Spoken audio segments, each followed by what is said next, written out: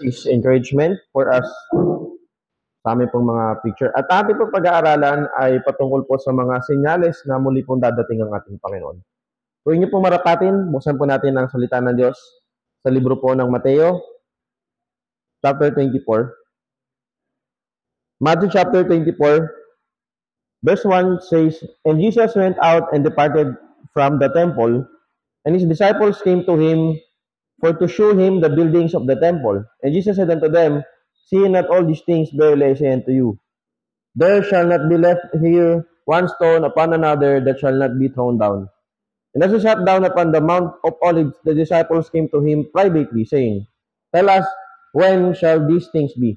And what shall be the sign of thy coming and of the end of the world? And Jesus answered and said unto them, Take heed that no man deceive you. For many shall come in my name, saying, I am the Christ, and shall deceive many.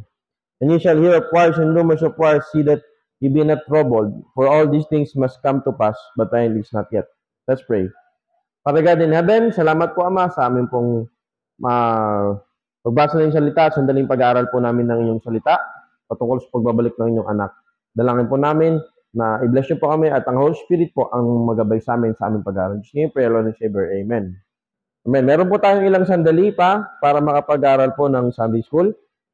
Ang pag-uusapan po natin, kagaya na sabi natin kanina, ay mga senyalis po ng pagdating ng ating Panginoong Jesucristo. Dito po sa nabasa natin, ang mga disipulo ay nagtanong sa Panginoon kung ano po yung kung kailan po ito mangyayari at kung ano ang senyalis ng kanyang pagbabalik. Ang pinag-uusapan po dito yung second coming ni Jesus Christ. Kasi po ang pagbabalik ng Panginoon ay mayroon dalawang phase or dalawang part yan. Dalawang phase. First phase is rapture. Yung lagi po natin pinag-aaralan kung saan lahat ng mananampalataya, hindi natin alam kung kailan mangyayari, pwede ngayon, bukas, o sa susunod na linggo, magra-rapture, kukunin tayo ng Panginoon. Yun po yung unang phase ng pagbabalik niya, ngunit siya ay nasa mga ulap lamang. Ngunit ang second phase ng pagbabalik ng Panginoon ay kaibang-kaiba sa rapture.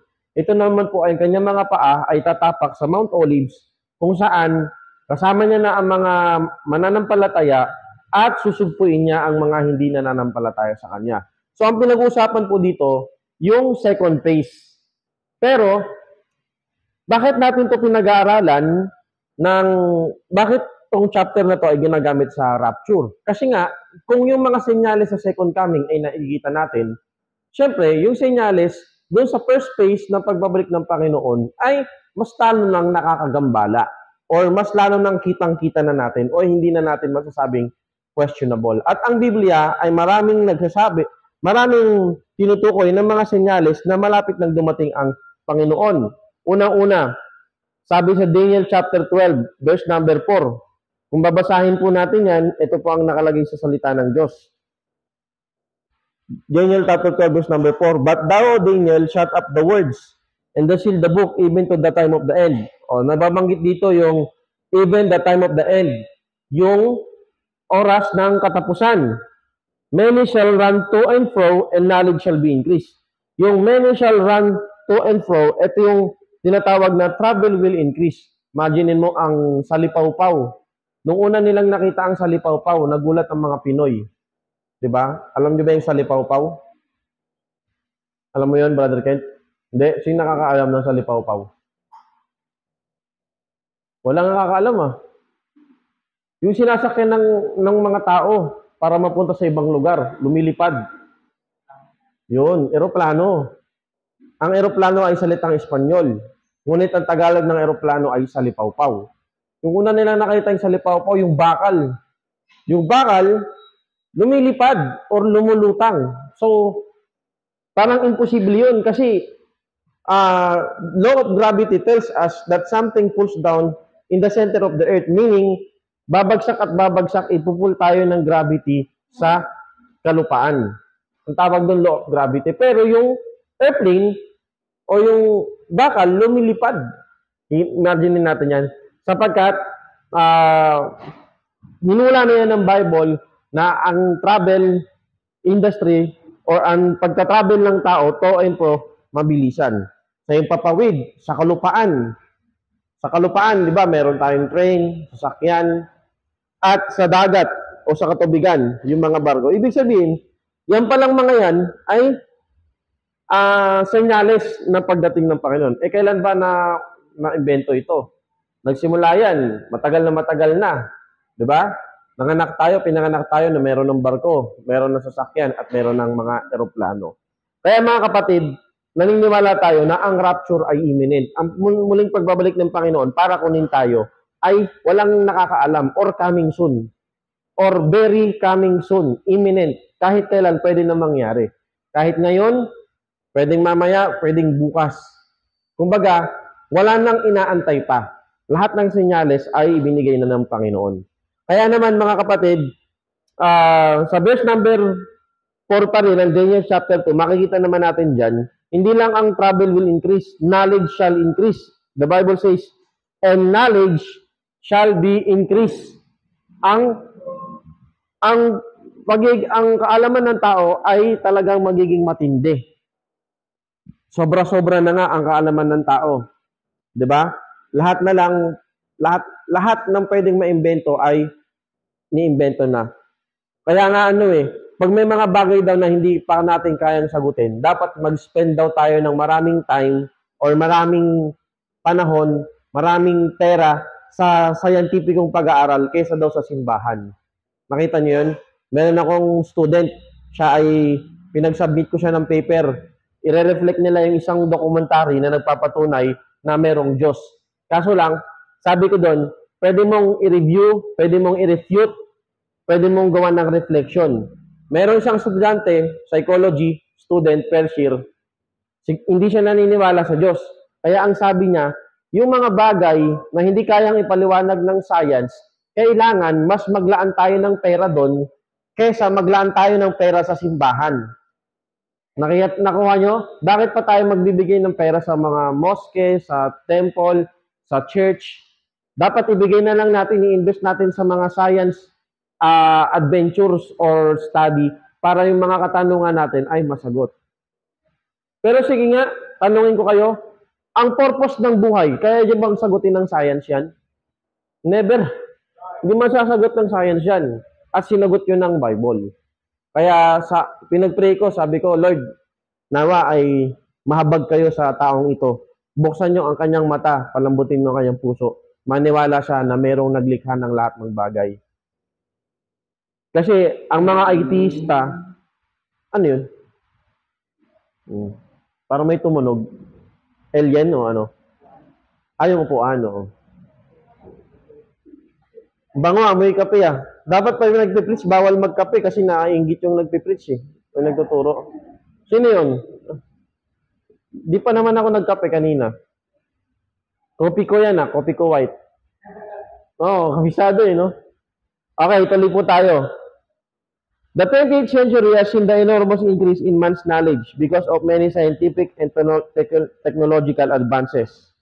Electricity, electronics, computers, nuclear energy, satellite communication, telephone, internet, TV, hindi na nga uso yung TV, medical advances, radio, space telescope, motor cars, GPS, credit card, at robots, at marami pang iba. Dati nga kasi time namin, high school ako, lumabas yung mga TV na nasa cellphone. Amaze na amaze ako. Sabi ko sa papa ko, pambira yung classmate ko. Yung cellphone niya, may TV. Diba? Yung mga cellphone dati, may antena pa, nanonood ng NBA, hindi nagkaklase, nagkakating. Pag finals. Amaze na amaze ako noon. Nung lumabas dati nga yung Walkman pangarap ko magkaroon nun. Yung Walkman, yung CD ilalagay mo doon, tapos nakalagay sa bag. Pag meron ka nun at naka-earphone ka, yun yung mga na-hold up, yung mga naka-earphone dati, ibig sabihin naka-Walkman ka. Nakabutan mo ba yun, Ken? Yung bilog lang yun, nalalagyan na ng CD, tapos i-replay mo na. So, nung unang lumabas yung product ng Apple na lalagyanan lang ng music, hanggang sa naging cellphone na. So, matindi po talaga yung sapagkat ginulayan ng Biblia that knowledge will increase. In the end times, knowledge will increase. Kaya nga, yung sinasabi nila, yung pyramid, gawa ng alien, hindi totoo yun. Kasi ganun katalino ang tao. Ba? Sabihin nila, hindi, wala pa silang measurement yun. Paano mo nasabi? Doon ka ba? Ang fruit na meron silang measurement, yung pyramid, perfect 90 degrees. Di ba? Bawat sulok, perpektong-perpekto. So, mula noon hanggang ngayon, ang tao, pa-increase na pa-increase ang ating mga nalalaman. Pangatlo, world population shall greatly increase. Yan. Ang dami na pong tao sa mundo. Dito, nagsisiksikan tayo. Hindi natin masyadong pag-usapan yan. We know that. False religion will increase. Yan. Maraming mga nagsasabi na sila daw ang... Kapag merong isang grupo o merong isang lokal na simbahan na nagsasabi na sila ang tama, tayo po ay red flag na natin yan or red alert. Sapagkat hindi po sa simbahan ang kaligtasan, kay Jesus Christ po. Kaya yung mga churches na hindi sila Baptist o hindi pangalan Baptist, hindi natin pwedeng sabihin na hindi sila mapupunta sa langit. Kung ang tagapagligtas nila ay si Jesus Christ din, mapupunta din sila sa langit. Amen po ba? Pero, kaya nga lang, iba ang pagiging Baptist. We're trying to be biblical rather than them. Number 5, bilisin lang po natin to. Evil shall increase. Yan. 2 Timothy chapter 3 verse 1 to buong chapter na yan. Ang kahayupan, kabalbalan, kademonyohan ng tao, sorry for the word, pero yun po ang sabi ng Bible, ay matindi, patindi ng patindi. Ungrateful. Di ba? Lagi ko yung sinasabi sa mga young people, kapag tayo nagbabayad sa jeep, lagi tayong magpasalamat sa mga nag-aabot. Di ba? Bayad po. Salamat po. Ganon. Pag binabot yung bayad, salamat po. Hindi mo pwedeng sabihin, hindi, tradisyon naman na natin yun eh. Iba pa rin yung nagpapasalamat tayo. Sa lahat ng mga pagkakataon, magpasalamat tayo. Kasi ang pagiging ungrateful yon. Tayo din po ay, ang sabi ng Biblia, yung disobedient to parents. Ayan. Di ba? Yung, dapat, kapag tinawag ka ng anak mo sa first name mo lang, sampalin yun eh. Kunyari, tinawag ka ni Andrew Ramil, no? Ramil. Ano sabi mo? Tinawag mo si mama mo sa first name lang, no? Disrespect, disobedient, at marami pang ibang bagay. Same-sex marriage, drug addiction, tsaka alam niyo ba yung vape? Nilalagyan nila yan ng ng marijuana eh. Diba marami na huli yan? Akala nila hindi daw. Pero yan na yung kaya dapat tayo meron dyan, Kuya Tirs, bili tayo or mag-print tayo nung siguro mga ganyan kalaki. Ay, wag naman ganyan kalaki. Mga kalahati niyan, ganito siguro mga ganyan. No smoking vape in this public area. Article RA Republic Act ganyan. Dapat doon kahit doon sa doon lang malapit sa CR. Para minsan kasi may mga bisita tayong mga unbeliever, akala kasi nila yung vape hindi naman sigarilyo, okay lang. Pero bawal yun sa public place. Kaya yun pala yung this 2024 maglagay tayo doon ng ng mga ganyang markings. Importante yan. Kasi minsan, may nagdumadaan dito, halimbawa, delivery driver, nagpahinga muna. Kasi pinagpahinga mo, biglang naglabas ng vape. Sabi mo, ay sir, bawal po, nakalagay po doon. Diba? Public place po ito, simbahan po ito eh. Ganun ba? So, ayan. Malapit na tayo matapos, mga kapatid. 5 minutes na lang. Global government, economy, and internet. To cause all people to receive the mark in order to buy and sell require a global government, global electricity, fund transfer, computer system, access by microchip, and global economy. This is very usual sa atin. Before, nung bago ako Kristiyano, pinag-uusapan, alam niyo yung maliit na booklet na Sign of the Times. Parang paano ba possible yung microchip? Paano ba possible yung one world government, one world religion, one world currency? Pero sa panahon natin ngayon, hindi na malabo yun. Kasi one world government, nung nag-pandemic, alam nyo ba, ang WHO o World Health Organization, ano lang yan? Branch lang yan ng United Nations. Alam nyo ba yan? Maraming branch ang United Nations. Unang-una na yung WHO, UNESCO, marami pang iba. Ngayon, kaya ang Antichrist, iko-control niya, o galing siya sa UN, o galing siya dyan, iko-control niya ang UN. Nung pandemic, ano man sabihin ng UN, sinusunod ng buong mundo. Pag sinabi mag-face mask, nag-face mask. Pero, madaming discrepancy. Pag sinabi natin discrepancy, dalawang katotohanan na nagko-contradict. Halimbawa, ang pangalan ko, Jomar, sa birth certificate. Pero sa marriage certificate ko, Jomer pala. O, Jomer. Magkaibang tao yun. Pwede akong ikasal ulit. Di ba? Kaya ang gagawin ko, pupunta ako sa attorney, magpapa-file ako ng affidavit of discrepancy. Na si Jomar at si Jomer iisang tao lang. Okay? Yun ang ibig sabihin ng discrepancy. Nung nag-pandemic, madaming discrepancy. Yung mga doktor, nag-aaway-aaway sila. Kasi sabi ng UN, mag-mask. Pero sasabihin naman ng microbiologist, alam mo, yung virus, napakaliit niyan. At tignan mo yung mga butas ng mask, pasok na pasok ang virus dyan. O, di ba? Talo-talo sila. So, one world government, kung anong sabihin ng UN, gagawin ng lahat ng bansa. One world religion. Ang one world religion, hindi malabo. Makikita natin yan tuwing eleksyon. Madalas yan tuwing eleksyon. Nagsasama-sama sa Luneta, lahat ng religion pupunta doon para mag-pray na sa maayos na ano. Pag sumama ka sa ganun, para mo nang inamin na yung Diyos ng mga simbahang ito, Diyos ni Buddha, Diyos ng kung sino-sino na nandito sa Pilipinas, para mo nang inamin na yung Diyos nila at yung Diyos natin magkaparehas. Kasi nag-pray kayo eh. Kaya hindi tayo sumasama sa mga ganun. Ngayon, kayo, mga college students, di ba?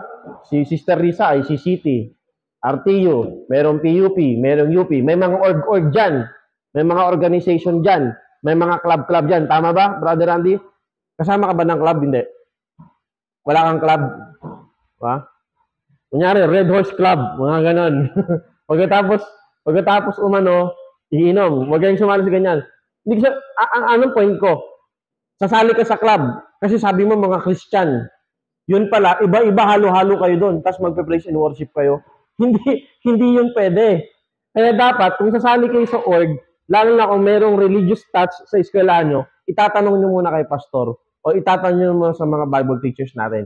Kasi that is form of ecumenism which is leads to one world religion at tayong mga Baptist, tayong mga Kristiyano, hindi dapat tayo nakikisa sa mga ganyang aspeto. Nagkakaintindihan po mga kapatid. Amen po. Medyo mabilis lang po magsalita kasi wala na tayong time. One world currency. Sabi ko, before, bago 2010, bago naging Kristiyano, one world government, pwede. One world religion, pwede. One world currency, hindi ko maisip kung paano. Pero, nung bago mag-pandemic, nung pandemic, nagkaroon ng Bitcoin, nagkaroon ng cryptocurrency, nagkaroon ng GCash, ang pera na ko-convert. So, hindi na pala imposible. Kaya ano pa nga antayin natin? Kapag wala kang, ang tawag doon, hindi ka makakabili sa Pure Gold pag wala kang warranty pass, di ba? Sabi ko, pambira, feeling ko nasa tribulation na ako. Bawal kang bumili sa Pure Gold pag wala kang quarantine pass. Sa Revelation, bawal kang bumili talaga pag wala kang mark of the beast.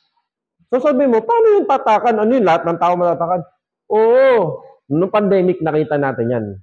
Pag wala kang quarantine pass, patay kang bata ka. Next, last but not the least is artificial intelligence. Alam niyo po ba, ito ay isa sa pinakamatinding pinag-uusapan ngayon, itong AI. Kaya may mga estudyante ako, akala nila hindi ko nalalaman na yung research nila ay galing kay ChatGPT. Kaya pag teacher ka, dapat lagi ka nag-a-advance para hindi ka madadaya ng mga estudyante mo. So, yung sinabi sa Bible na yung image na isa-set up ng false prophet na sambahin, malaking posibilidad na ito ay AI. Kasi lahat ng sasabihin ng AI, sinusunod na ng tao. Diba? Sumakit yung tiyan ko. O baka ito yung mga ano mo. Pagdating ng araw, ito na isa-subscribe ng mga tao, i-worship nila yung image. Kaya yung mga bagay na yan, ano pang aantayin natin? Ngayon, pwede na mag-rapture. Or bukas, o hindi natin alam. Kaya mga kapatid, yung mga senyales, nariyan na, magtapat po tayo sa Panginoon, maglingkod sa Kanya, Wala na po tayong inaantay pang senyales. Lahat na. Itong pag-aaral na to, hindi sapat ang isang subject, isang semester, mahabang pag-aaral pagdating sa lastings, pero isa lang nagkakasundo na malapit na talaga ang pagdating ng Panginoon. Sobrang lapit na.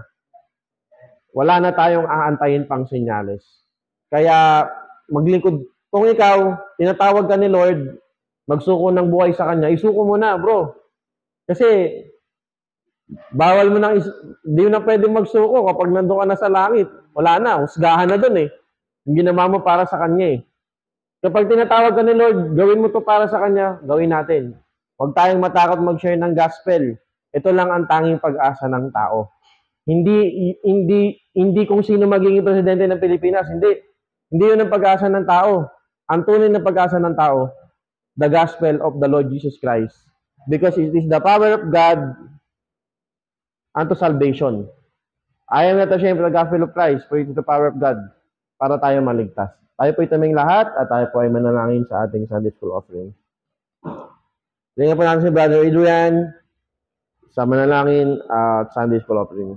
After po ng Sunday School offering, break po tayo ng 3 minutes and then start.